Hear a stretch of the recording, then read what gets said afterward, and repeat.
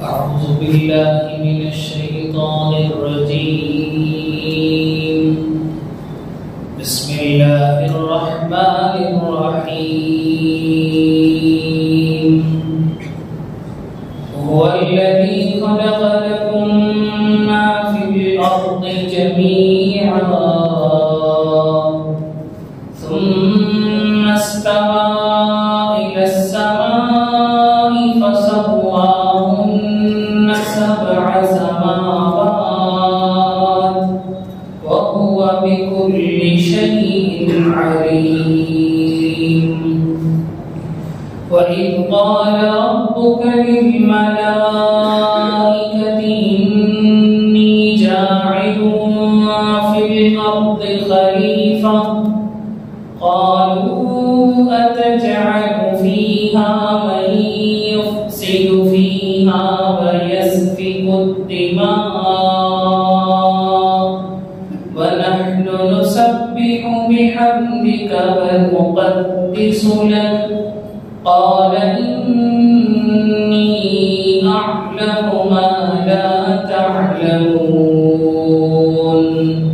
وعلم آدم الأسماء كلها ثم عرضهم على الملائكة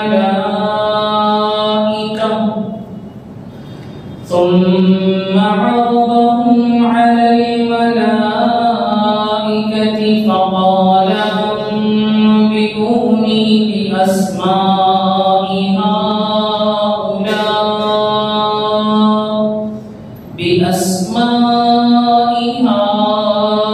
هؤلاء إن كنتم صادقين. قالوا سبحانك لا علم لنا إلا ما علمتنا إنك أنت العليم الحكيم. صدق الله العظيم. إن الحمد لله نحمده ونستعينه ونستغفره ونؤمن به ونتوكل عليه ونعوذ بالله من شرور أنفسنا ومن سيئات أعمالنا. من يهده الله فلا مضل له ومن يضلله فلا هادي له. ونشهد أن لا إله إلا الله وحده لا شريك له ونشهد أن سيدنا ومولانا محمدا عبده ورسوله. أما بعد اللهم صل على سيدنا محمد وعلى آله وأصحابه وأتباعه أجمعين إلى يوم الدين. سب قسم کی تعریفیں بڑائی کی بریائیں صرف اور صرف اللہ وحدہ لا شریک لہ کے لائق ہے، اور بے شمار انگنت درود و سلام نازل ہو میرے اور آپ کے آقا تاجدار مدینہ فخر موجودات سید الکائنات شفیع المذنبین خاتم النبیین حضرت محمد رسول اللہ صلی اللہ علیہ وسلم کی مبارک ذات پر، جن کو اللہ رب العزت نے سارے انسانوں کے یعنی نبی بنا کر بھیجا۔ بزرگان محترم، سورۃ البقرہ کی آیت نمبر 28 کی تفسیر ہم پچھلی نشست میں مکمل کر چکے ہیں۔ آیت نمبر 20 پر 8 کی تفسیر بہت تفصیل کے ساتھ ہم نے اس پر بحث کی ہے اور بہت ساری اہم باتیں اور نکات کو اس میں پیش کیا ہے۔ آج جو آیتیں میں نے پڑھی ہیں یہ سورۃ البقرہ کے تیسرے رکوع کی آخری ایک آیت پڑھی ہے اور چوتھے رکوع کی ابتدائی 2 آیتیں میں نے آپ کے سامنے رکھی۔ آیت نمبر 20 پر 29 کی تفسیر کے حوالے سے چند اہم باتیں آج ہم اس نشست میں سننے کی کوشش کریں گے۔ اللہ رب العزت ارشاد فرماتے ہیں هو الذی خلق لکم ما فی الارض جمیعا، وہ وہی ذات ہے جس نے تمہارے لیے جو کچھ زمین میں ہے پیدا کیا۔ ثم استوى الى السماء، پھر وہ آسمان کی طرف متوجہ ہوا۔ فسواہن سبع سماوات، چنانچہ ان کو 7 آسمانوں کی شکل میں ٹھیک ٹھاک بنا دیا۔ وَهُوَ بِكُلِّ شَيْءٍ عَلِيمٌ، اور وہ ہر چیز سے باخبر ہے، وہ ہر چیز کو جانتا ہے۔ اس آیت کریمہ کے اندر اللہ رب العزت انسانوں کو اپنی ایک بڑی نعمت کا اشارہ فرما رہے ہیں۔ ایک بہت بڑی نعمت کو اللہ رب العزت اس آیت پاک میں بیان فرما رہے ہیں۔ نعمت کیا ہے؟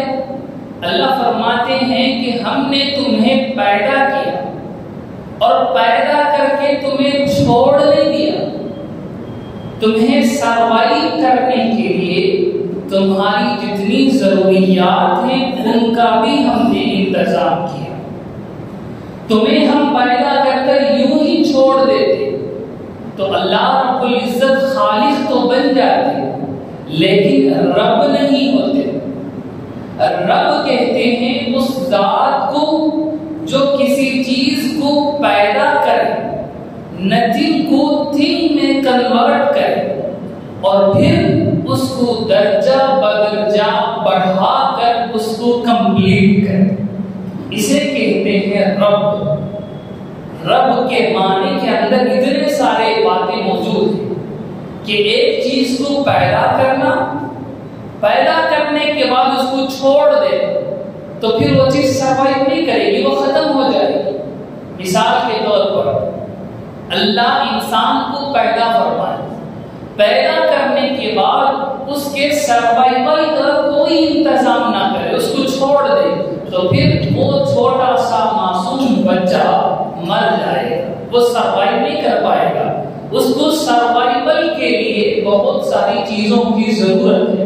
اس کو رونا سکھلایا، اس کو ماں کے چھاتی کو چوسنا سکھلایا۔ یہ رونا اور ماں کی چھاتی کو چوسنا اور جو دودھ اسے ملے اسے نگل جانا، یہ 3 چیزیں ایسی ہیں جسے اللہ کے علاوہ کوئی کائنات کی طاقت نہیں کر سکتی۔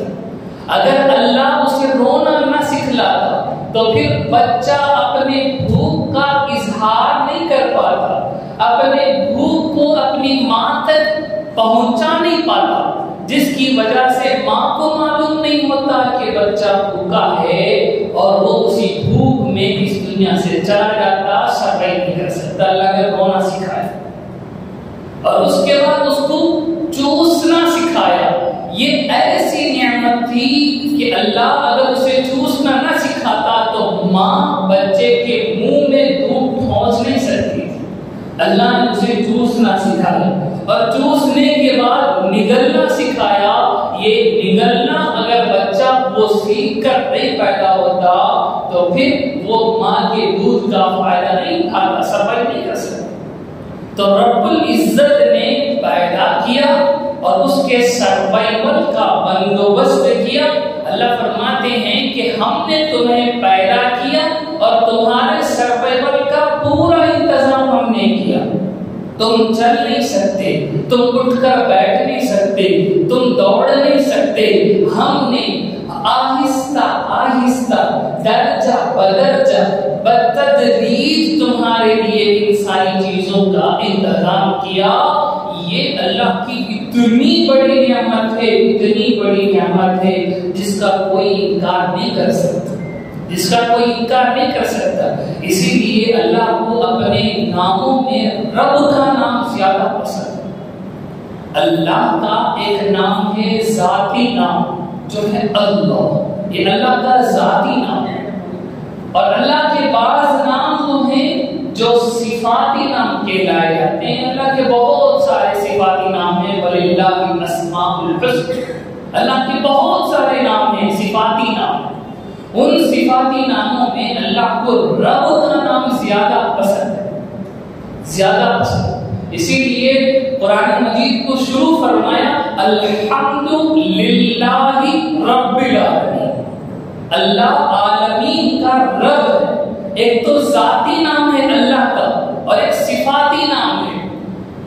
اللہ کو اپنے مخلوق کے حوالے سے رب کا نام زیادہ پسندیدہ. اللہ کو کوئی انکار کر دے لیکن اللہ کے رب ہونے کا کوئی انکار نہیں کر سکتا. اللہ کے رب ہونے کا انکار کرنا ایسا ہی ہے جیسا کوئی بچہ اپنے ماں باپ کے ماں باپ ہونے کا انکار کرے. ماں باپ کے ماں باپ ہونے کو 1000 مرتبہ بھی انکار کر دیا جائے، ماں ماں رہے گی، باپ باپ رہے گا. 1000 مرتبہ بھی انکار کرے بچہ کہ تو باپ میرا نہیں ہے، تو ماں میری نہیں ہے، انکار کرنے سے رشتہ ٹوٹ نہیں جاتا. انکار کرنے سے رشتہ ٹوٹ نہیں جاتا.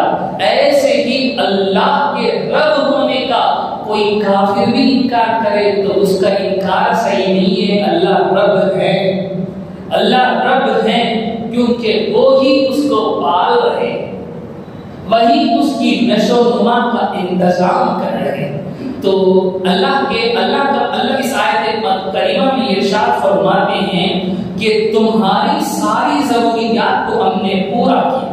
تمہارے لیے زمین کی جتنی چیزیں، ان ساری چیزوں کو تمہارے فائدے کے لیے پیدا کیا.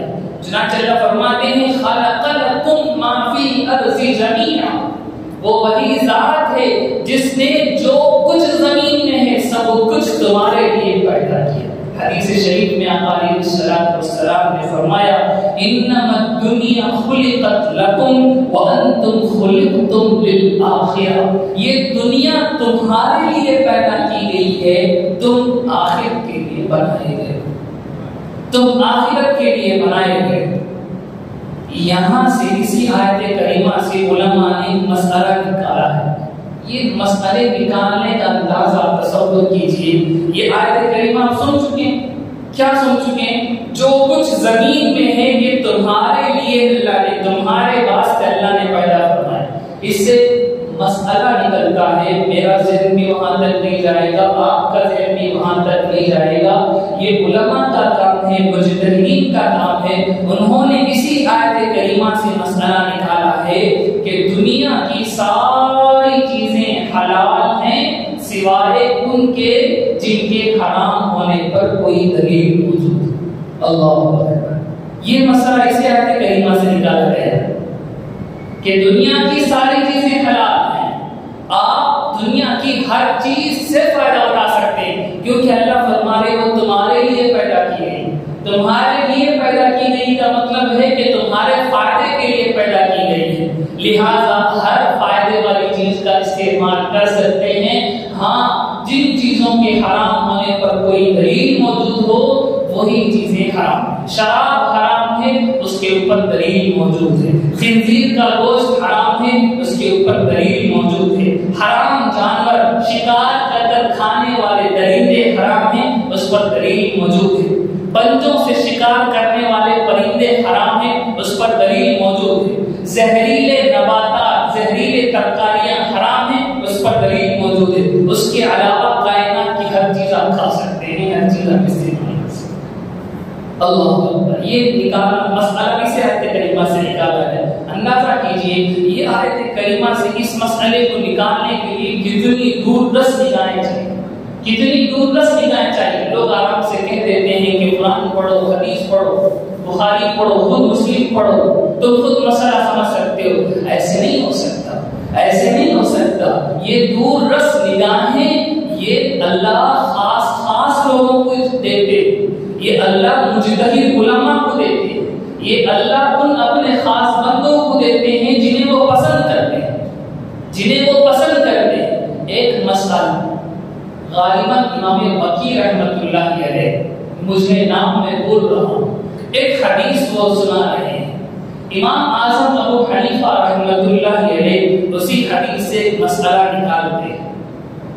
امام بقی رحمۃ اللہ علیہ ایک مسئلہ پوچھتے ہیں ایک مجلس میں، امام ابو حنیفہ رحمہ اللہ اس کا جواب ارشاد فرماتے ہیں۔ امام بقی رحمۃ اللہ علیہ پوچھتے ہیں کہ دلیل کیا ہے؟ امام اعظم ابو حنیفہ رحمہ اللہ فرماتے ہیں دلیل وہی حدیث ہے جو آپ نے پڑھ کر سنا ہے۔ امام بقی رحمہ اللہ فرماتے ہیں یہ حدیث میں اس وقت سے جانتا ہوں جب تمہارے ماں باپ کی شادی نہیں ہوئی تھی، اس وقت سے یہ حدیث میں جانتا ہوں، لیکن اس حدیث سے یہ مسئلہ نکل رہا مجھے اس کا علم ابھی ہوا، مجھے اس کا علم ابھی ہوا۔ تو میرے بھائیوں ایک ایک آیت ایک ایک حدیث سے علماء کئی سارے مسائل نکال لیتے ہیں، اس تک ہمارا ذہن نہیں جاتا، اس تک ہماری سوچ تک نہیں پہنچتی۔ یہ اللہ کی خاص شان ہوتی ہے، اللہ جسے یہ نعمت سے دے دیتے ہیں، ذالک فضل اللہ یؤتیہ من یشاء، یہ اللہ کا فضل ہے جسے وہ عنایت کرتے ہیں انہیں ملتا۔ تو میرے بھائیوں جو یہ کہا جاتا ہے کہ سارے لوگ قرآن کو پڑھ کر سمجھ سکتے ہیں، سارے لوگ حدیثوں کو سمجھ سکتے ہیں، ذرا یہ مسئلہ نکال کر دکھائیے کہ دنیا کی ساری چیزیں حلال ہیں، کون سی قرآن مجید کی آیت سے ملے گا؟ اتنی دور رس نگاہیں اللہ ان علماء کو دیتے ہیں جنہیں وہ پسند کرتے ہیں۔ بہرحال درمیان میں ایک مسئلہ میرے ذہن میں آ گیا تو میں نے آپ کے سامنے رکھ دیا۔ اب اس مسئلے کو سمجھے، اللہ کہہ یہ رہے ہیں کہ اس زمین کے اندر جتنی چیزیں ہیں سب تمہارے فائدے کے لیے، سب تمہارے فائدے کے لیے۔ عجیب بات ہے، ہمیں سمجھ نہیں آتا یہ مکھی میرے فائدے کے لیے کیسے ہو سکتی؟ یہ چونٹیاں تو مجھے کاٹتی ہیں، میرے اچھے اچھے کھانوں کو کھا کر برباد کر دیتی ہیں، یہ میرے فائدے کے لیے کیسے ہو سکتے؟ یہ سانپ، یہ بچھو، یہ زہریلے جانور میرے فائدے کے لیے کیسے ہو سکتے ہیں؟ میرے بھائیوں یہ ساری چیزیں انسان کے فائدے کے لیے ہی ہیں، یا تو ڈائریکٹلی وہ فائدہ پہنچا رہے ہیں یا انڈائریکٹ وہ انسانوں کو فائدہ پہنچا رہے ہیں۔ اس بات کو اچھی طرح سمجھ رہے ہیں کہ اگر مکھی دنیا میں نہ ہو، مکھیاں، شہد کی مکھیوں کے بارے میں ریسرچ یہ بتلاتی ہے کہ اگر دنیا میں شہد کی مکھیاں نہ ہو تو انسان جی نہیں سکتا، انسان جی نہیں سکتا، کیونکہ مکھیاں یہ درختوں کے پھول کو ایک دوسرے میں بدلنے میں، درختوں کی جو بیج ہوتی ہے، درختوں میں پودوں میں نر اور مادہ ہوتے ہیں، میل اور فیمیل ہوتے ہیں۔ درختوں میں بھی اسکول میں پڑھنے والے سائنس کی کتابوں میں اس کو لکھا جاتا ہے، 6ویں 7ویں کی کتابوں میں بھی یہ مضمون موجود ہے کہ جانوروں میں بھی نر اور مادہ، جس طرح جانوروں میں نر اور مادہ ہوتے ہیں اسی طرح پودوں میں، نباتات میں، درختوں میں نر اور مادہ ہوتے ہیں۔ نر کی بیج مادے کے پھول میں پہنچتی ہے تو وہ زیادہ اس کے اندر بڑھوتری آتی ہے، زیادہ اس کے اندر پھل پیدا ہوتے ہیں۔ تو یہ کام دنیا کے اندر سب سے زیادہ جو کرتے ہیں وہ مکھیاں کرتے ہیں، وہ شہد کی مکھیاں کرتے ہیں جو ایک پھول میں بیٹھتے ہیں اور وہاں سے رس کو لیتے ہیں اور دوسرے پھول میں بیٹھتے ہیں تو اس کے ذرات ان پیروں میں چپک کر اس دوسرے پھول تک چلے جاتے ہیں، جس کی وجہ سے پیداوار میں بڑھوتری ہوتی ہے۔ اب بتائیے اللہ کی اس دنیا میں کوئی چیز نکمی نہیں ہے، کوئی چیز ویسٹ نہیں ہے، چیز نکمی کوئی زمانے میں کوئی برا نہیں، قدرت کے کارخانے میں، قدرت کے کارخانے میں کوئی چیز ویسٹ نہیں۔ ہم کسی کو ویسٹ سمجھ سکتے ہیں، ہم کسی کو بیکار سمجھ سکتے ہیں، لیکن خدا کی کائنات میں کوئی چیز بیکار نہیں، ہر چیز کا ایک پرپس ہے۔ سانپوں کا ایک پرپس ہے، سورج سے آنے والی زہریلی شعاعیں سانپ لیتے، سورج سے آنے والی زہریلی شعاعیں سانپ لیتے ہیں، اسی سے ان کا زہر بنتا ہے، اسی سے ان کا زہر بنتا ہے۔ تو کائنات کے اندر رتی برابر کوئی بھی چیز اللہ رب العزت نے ویسٹ نہیں پیدا کی۔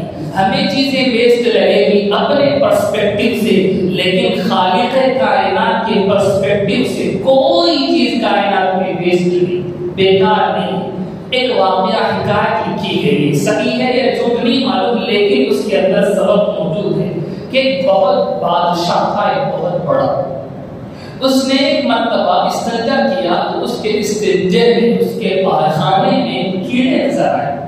تو اس نے دل میں یہ سوچا کہ ان کا فائدہ کیا ہو، یہ گندے قسم کے کیڑے، ان کا فائدہ کیا ہو؟ تو اس نے یہ سوچا اور پھر باتوں میں دن نکل گئے۔ ایک مرتبہ وہ بیمار، اس کا معالج اس کو علاج کیا، شفا نہیں ملی، دوسرے علاج کرنے والے طبیبوں کو بلایا گیا، علاج ہوا، شفا نہیں ملی۔ اعلان کیا گیا کہ بادشاہ بیمار ہیں، جو ان کا علاج کرے گا اس کو اتنا بڑا انعام دیا جائے گا۔ حکماں آنے لگے، حکیم آنے لگے، علاج کرنے لگے، اپنا علاج، اپنے طریقے، فائدہ کچھ بھی فائدہ نہیں ہوا۔ ایک حکیم آیا، اس نے اسے ایک دوا پلائی، اسے فوراً تندرستی ہو گئی، وہ فوراً تندرست ہو گئے اور اس کو بلا کر پوچھنے لگا کہ تو نے کیا ایسی دوا پلائی جس کی وجہ سے مجھے فوراً شفا ملی؟ تو وہ حکیم اپنی گردن کو معاف کرنے کی درخواست کرنے لگا کہ میں بتاؤں گا لیکن آپ میری گردن نہیں بڑھائیں گے، اس کا مجھے آپ ادا کیجیے۔ اس بندے نے کہا کہ بادشاہ کہنے لگا کہ میں تیری جان بخش رہا ہوں، لیکن مجھے بتاؤ کہ تم نے وہ کون سی دوا پلائی ہے کہ اتنے سارے حکیم مجھے علاج کیے ہیں لیکن مجھے اس کی ان دواؤں سے شفا نہیں ملی، لیکن تیری اس دوا سے شفا مل گئی۔ تو اس نے کہا کہ پاخانے میں جو کیڑے ہوتے ہیں ان کو سکھا کر اس دوا میں شامل کیا جاتا ہے، اسی سے یہ شفا ملی۔ تو اب اس کے ذہن میں جو خناس کا وہ صاف ہوا کہ کائنات کی کوئی چیز بیکار ہے، کائنات کی کوئی چیز ویسٹ نہیں۔ تو میرے بھائیوں، اس آیت کریمہ کے اندر اللہ رب العزت فرماتے ہیں هو الذی خلق لکم ما فی الارض جمیعا، تمہارے لیے جو کچھ ہے اس زمین میں تمہارے واسطے پیدا کیا۔ عارف باللہ ابن عطا رحمۃ اللہ علیہ فرمایا کرتے تھے اللہ نے ساری کائنات تمہارے واسطے پیدا کی ہے اور تم اللہ کے لیے پیدا کیے گئے، تم اللہ کے لیے پیدا کیے گئے، لہذا عقل مند وہ ہے جو اس کائنات سے فائدہ اٹھا کر اپنے اللہ کو راضی کر لیتا، اپنے اللہ کو خوش کر لیتا۔ میرے بھائیوں، یہ تصور کیجیے، ایک اہم مسئلہ میں آپ کو بتاؤں، کائنات میں کسی بھی چیز کو ہماری ضرورت نہیں، کسی بھی چیز کو ہماری ضرورت نہیں، بکری کو، گائے کو، کبے کو، چڑیا کو، کسی بھی چیز کو ہماری ضرورت نہیں۔ آپ اسیوم کیجیے زمین ہے، سب کچھ چل رہا ہے، اچانک پورے انسانوں کو اٹھا لیا جائے، پورے انسانوں کو اٹھا لیا جائے، کیا ہوگا؟ کیا ہوگا؟ کسی بھی جانور کو کوئی تکلیف ہوگی؟ کسی بھی جانور کو کوئی تکلیف نہیں ہوگی، زیادہ سے زیادہ یہ بلڈنگیں ویران ہو جائیں گی، یہ سڑک جو پڑے ہوئے ہیں یہ ٹوٹ ٹوٹ کر برباد ہو جائے گا، انسانوں نے جو بنایا وہ ختم ہو جائیں گے، لیکن کسی جانور کو کوئی نقصان ہوگا کہ انسان نہیں ہے اس لیے جانور مر جائے؟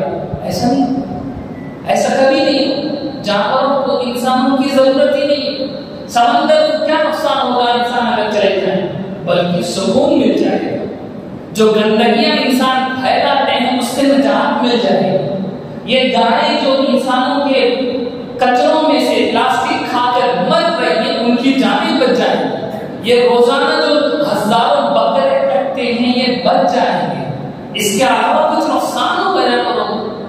کسی بھی جانور کو کچھ بھی نقصان نہیں ہوگا، وہ اپنی اپنی زندگی جیتے رہے، چیونٹیوں کو کوئی نقصان نہیں ہوگا، مکھیوں کو کوئی نقصان نہیں ہوگا انسان اگر دنیا میں نہ ہو، لیکن اس دنیا سے کوئی بھی ایک جانور اٹھا لیا جائے انسان کو نقصان، انسان کو نقصان۔ آپ نے نیوز میں پڑھا ہوگا آسٹریلیا میں 1000 اونٹوں کو شوٹ کر کے مار دیا گیا، اب بھی مارا جاتا ہے آسٹریلیا کے اندر، 1000 اونٹوں کو مار دیا گیا، ہیلی کاپٹر میں بیٹھ کر شوٹ کر کے مار دیا گیا۔ کیوں؟ آسٹریلیا میں اونٹوں کی پاپولیشن زیادہ ہو گئی، وہ جنگلوں سے نکل کر شہروں کے اندر آنے لگے، لوگوں کے کھیت خراب کرنے لگے۔ اونٹوں کی زیادتی کیوں ہوئی؟ عجیب بات ہے، آسٹریلیا میں کنگارو بھی زیادہ ہو گئے، وہ وہاں کا نیچرل اینیمل ہے، ہندوستان کے جیسے جانور ہیں ویسے آسٹریلیا میں کنگارو صرف آسٹریلیا میں پایا جاتا ہے، دوسرے ملکوں میں وہ سروائی نہیں کرے گا، اس کے لیے وہ کلائمیٹ چاہیے جو آسٹریلیا میں موجود ہے، لیکن وہاں کا جانور خود زیادہ ہو رہے ہیں۔ آسٹریلیا کی گورنمنٹ کنگارو کو مارنے کی پلاننگ کر رہی ہے، کیوں؟ اس لیے کہ آسٹریلیا میں جب انگریز نے قدم رکھا تو وہاں کا ریجنل ایک شکاری جانور تھا، وہ دیکھنے میں شیر کی طرح تھا لیکن شیر نہیں تھا، وہاں کا اپنا شکاری جانور تھا، اس کو شکار کرنے کو انہوں نے اپنا پیشہ بنا لیا۔ اب ہوا یہ کہ آہستہ آہستہ وہ جانور ختم ہو گیا۔ اب جو شکار کر کے کھانے والا جانور نہیں تھا تو پھر شکار ہونے والے جانوروں کی پاپولیشن بڑھ گئی۔ ایسا ہوتا ہے، آپ کو معلوم ہوگا کہ ہرن جو جنگل میں مرتے ہیں شیروں کے آگے آ کر، ہمیں دیکھنے میں افسوس اس کا لگے گا، لیکن اگر شیر ہرن کو نہ مارے تو ہرن کی پاپولیشن بڑھ جائے گی، ہرن کی پاپولیشن زیادہ ہو جائے گی تو جنگل کے جنگل ختم ہو جائیں گے، جنگل ختم ہو جائیں گے تو پھر برسات نہیں ہوگی، برسات ختم نہیں ہوگی تو پھر پانی کا قحط آ جائے گا، پانی کا قحط وہ صرف جانور میں انسانوں کو بھی اٹھانا پڑے گا، جس کی وجہ سے کروڑ کا نقصان ہوگا۔ اللہ اکبر، یہ نظام خدا کا، یہ نظام خدا کا، اسی لیے منع کیا جاتا ہے کہ آپ شکار نہیں کر سکتے، آپ جنگلوں میں جا کر شیر کو شوٹ نہیں کر سکتے، کیونکہ وہ ہوں تو پھر ہرن موجود رہیں گے اپنے کنٹرول میں ہو کر، وہ ہوں تو پھر گھاس پھوس کھانے والے جانور کنٹرول میں رہیں گے، اگر شکار کرنے والے جانور نہیں ہوں گے تو یہ زیادہ ہو جائیں گے، اور اگر ہرن بھی ختم ہو جائیں گے تو پھر شکار کرنے والے جانور سروائیو نہیں کریں گے۔ تو میرے بھائیوں، اس طرح سے یہ چین اللہ رب العزت نے دنیا کے اندر بنائی ہے، اس میں سے کوئی ایک کڑی نکال لی جاتی ہے تو پھر لوگوں کو اس کا نقصان سہنا پڑتا ہے، لوگوں کو اس کا نقصان سہنا پڑتا ہے۔ یہ کوے جو کائیں کر کے پھر رہے ہیں، دیکھنے میں ہمیں اس کا کوئی فائدہ نظر نہیں آتا، حقیقت یہ ہے کہ اللہ رب العزت کے سسٹم میں یہ کوے اتنا اہم رول پلے کر رہے ہیں کہ کوے نہ ہو تو انسانوں کو تکلیف ہو، انسانوں کو اس سے مصیبتیں آئیں۔ تو میرے بھائیوں، رب تعالیٰ شانہ کے اس کریشن میں کوئی چیز بیکار نہیں، کوئی چیز ویسٹ نہیں، اسی لیے مسلمان کا عقیدہ ہے کہ کسی بھی چیز کے اندر نحوست نہیں، کسی بھی چیز کے اندر نحوست نہیں۔ مسلمان چیزوں کو اندر بھی نحوست سمجھنے لگتے ہیں، کافروں کی دیکھا دیکھی، بلی آڑے چلے گئی تو سمجھیں گے کہ اپنا کام نہیں ہوگا، اپنا کام نہیں ہوگا، کسی کام کے لیے نکلتے ہیں، بلی آڑے چلے گئے تو واپس آ جائے گی، کیا میرا کام نہیں ہوگا، بلی کو انہوں نے منحوس سمجھا۔ کسی گھر پر بیٹھ کر الو پکارتے تو کہا جائے گا اس گھر میں کسی کی وفات ہوگی، کوئی مصیبت ہے، الو کو منحوس سمجھا۔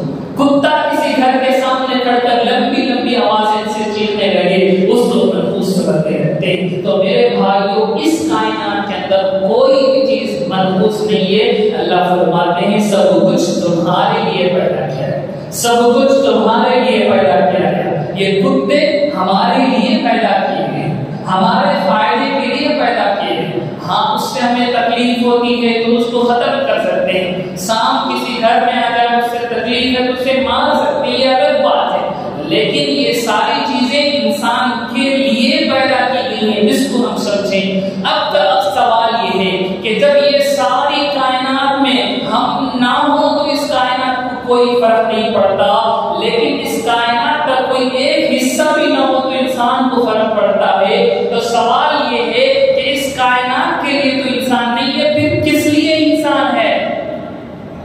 پھر کس لیے انسان ہے؟ کائنات کے لیے انسان نہیں ہے، کیونکہ انسان سب پر ڈیپینڈ ہے، کوئی انسان پر ڈیپینڈ نہیں، کوئی انسان پر ڈیپینڈ نہیں، کوئی جانور انسان پر ڈیپینڈ نہیں، اپنی اپنی زندگی سب گزاریں گے انسان کے بغیر اچھی طرح۔ تو پھر انسان کس لیے؟ یہی وہ ٹرننگ پوائنٹ ہے جہاں سے اسلام آتا ہے، یہی وہ پوائنٹ ہے جہاں سے اسلام اپنا اصل موقف رکھتا ہے کہ یہ کائنات تمہارے اوپر ڈیپینڈ نہیں ہے، تم اس کائنات پر ڈیپینڈ ہو۔ تو معلوم ہوا تم اس کائنات کے لیے نہیں ہو،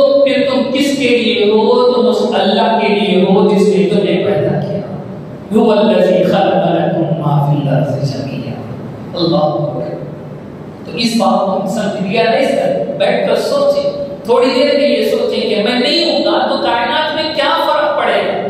ہزاروں لوگ آ رہے ہیں، ہزاروں لوگ جا رہے ہیں، کائنات میں کوئی فرق پڑا نہیں پڑا. سورج نے کام کرنا چھوڑ دیا نہیں چھوڑا، دریا بہنا بند کر دیا نہیں کیا، چاند نکلنا ختم ہو گیا نہیں ہوا. ہزاروں لوگ پیدا ہو رہے ہیں روزانہ اور ہزاروں لوگ مر بھی رہے ہیں. ان کائنات کی ان طاقتوں کو اس سے کوئی فرق نہیں پڑتا. تو معلوم ہوا انسان کسی اور کے لیے ہے، وہ یہاں ایک مدت کے لیے، ایک مقصد کے لیے، ایک پرپس کے تحت بھیجا گیا ہے. وہ یہی ہے کہ وہ اللہ کا ہو جائے، وہ اللہ کا ہو جائے. ثم استوى الى السماء فسواهن سبع سماوات. اللہ نے زمین کو پیدا کیا، پھر آسمانوں کی طرف متوجہ ہوا اور ان کو 7 حصوں میں 7 آسمان برابر برابر بنا دیے. آسمان کیوں بنایا؟ زمین کے لیے بنایا. زمین کیوں بنایا؟ انسانوں کے لیے بنایا. آسمان اللہ نے زمین کے لیے بنایا. زمین کی ضروریات کو پورا ہونے کے لیے آسمان کی ضرورت ہے. آسمان کی ضرورت اس لیے ہے کہ آسمان میں جو سیارے، جو کواکب، جو پلانٹس ہیں، ان سے زمین کو فائدہ ہے. آسمان میں سورج ہے، سورج سے زمین کو فائدہ ہے. آسمان میں چاند ہے، چاند سے زمین کو فائدہ ہے. اس لیے اللہ نے آسمان بنایا، اس لیے اللہ نے آسمان بنایا. سورج نہ ہو ہم جی نہیں سکتے، سورج نہ ہو ہمارے پھل پک نہیں سکتے. پھلوں کے پکنے کے لیے سورج کی تپش ضروری، سورج کی گرمی ضروری. چاند نہ ہو ہمارے پھلوں میں مٹھاس نہیں آئے گی. مٹھاس کے لیے چاند کی روشنی کی ضرورت ہے. تو اللہ رب العزت نے اتنا زبردست سسٹم کریٹ کیا ہے جس کو ہماری عقلیں سمجھ نہیں پائیں گی، جس کو ہماری سوچیں سمجھ نہیں پائے گی. ہزاروں سائنٹسٹ روزانہ ہزاروں قسم کے انکشافات کر رہے ہیں، ایکسپلور کر رہے ہیں، کائنات کے رتی رتی چیزوں سے پردہ اٹھا رہے ہیں. عقلیں دم ہو گئی کہ کائنات میں اتنا زبردست نظام اللہ نے کیسے قائم کیا، کیسے قائم کیا ہوا. اسی کو اللہ اگلے ٹکڑے میں ارشاد فرماتے ہیں وَهُوَ بِكُلِّ شَيْءٍ عَلِيمٌ. اور وہ ہر چیز کو جاننے والا ہے، وہ ہر چیز سے باخبر ہے. اس نے پیدا کر کے کائنات کو چھوڑ نہیں دیا. جیسا کہ بعض ملحدین، بعض ایتھیسٹ یہ کہتے ہیں کہ خدا نہیں ہے، بعض یہ کہتے ہیں کہ فرسٹ کک خدا نے لگا دی ہے، اس کے بعد یہ زمین خود بخود چل رہی ہے، یہ زمین خود بخود چل رہی ہے. جیسے موٹر سائیکل سٹارٹ کرنے کے لیے انسان ایک کک مارتا ہے، اور جب کک مار کر موٹر گاڑی سٹارٹ ہو جاتی ہے تو اب اس کو چلنے کے لیے، اس موٹر کو چلنے کے لیے انسان کی ضرورت نہیں ہے، وہ خود بخود چلتا رہے گا. اسی طرح خدا نے اس کائنات کو فرسٹ بگ بینگ کر کے ذریعے سے پیدا کر دیا، اس کے بعد یہ کائنات خود بخود چل رہی ہے. یہ بعض ملحدین اور ایتھیسٹ کا نظریہ ہے. اللہ فرماتے ہیں وَهُوَ بِكُلِّ شَيْءٍ عَلِيمٌ. وہ ہر چیز سے باخبر ہے، رتی رتی سے باخبر ہے. ہمارا ایمان اور یقین ہے کہ لمحہ لمحہ، سیکنڈ سیکنڈ اللہ کے ہم محتاج ہیں، اللہ کے ہم محتاج ہیں. ایک مثال سے سمجھاؤں، بڑی مشکل مثال ہے لیکن بڑی اندر والی مثال ہے. سمجھیں آپ نے تاج محل دیکھا، آپ نے تاج محل دیکھا ہے تو ایک لمحے کے لیے آپ تاج محل کو سوچیں. آپ تاج محل کو سوچیں، چلو تاج محل چھوڑا، آپ نے دیکھا یا نہیں دیکھا، لیکن گاڑی تو دیکھی، بس آپ نے دیکھ رکھی ہے، بس کو آپ سوچیں. ایک لمحے کے لیے آپ بس کو سوچیں، پوری بس آپ کے دماغ کے سوچ میں آ رہی ہے. بس کے اوپر والا حصہ، بس کے نیچے والا حصہ، سائڈ میں. انسان آنکھوں سے نہیں دیکھ سکتا، آنکھوں سے صرف ایک حصہ دیکھے، سامنے سے دیکھے تو پیچھے کا حصہ نظر نہیں آئے گا، پیچھے سے دیکھے تو سامنے کا نظر نہیں آئے گا، نیچے سے دیکھے تو اوپر کا نظر نہیں آئے گا، اوپر سے دیکھے تو نیچے کا نظر نہیں آئے گا. لیکن آپ سوچیں تو آپ ایک ہی وقت میں پوری بس کو دیکھ رہے ہیں، پوری بس کو دیکھ رہے ہیں، ہر طرف سے دیکھ رہے ہیں، ایک لمحے میں آپ نے اپنے دماغ میں بس کو پیدا کر لیا ہے، اور وہ بس آپ کے دماغ میں اس طرح سے آئی ہے کہ پوری بس آپ ایک ہی وقت میں دیکھ رہے ہیں، ایک لمحے کے لیے آپ دوسری گاڑی سوچنا شروع کر دیں، بس ختم ہو جائے۔ ایسے ہی ہوتا ہے، بس آپ نے سوچی، آپ اچانک ریل گاڑی سوچنے لگے تو بس ختم ہو جائے، بس فنا ہو جائے، بس برباد ہو جائے۔ اسی طرح ہم سمجھ سکتے ہیں کہ جیسے بس کو ہونے کے لیے میری سوچ کا ہونا ضروری ہے، جب تک میں سوچوں گا اسی وقت تک بس موجود ہوگی، جب میں اپنی سوچ کو ہٹا دوں تو بس ختم ہو جائے گی۔ ایسے ہی اس کائنات کے موجود ہونے کے لیے اللہ کی تخلیق ضروری ہے۔ ایک لمحے کے لیے اللہ اپنی تخلیق ہٹا دے، یہ دنیا ختم ہو جائے، یہ دنیا برباد ہو جائے، اس دنیا کا وجود نہیں ہوگا۔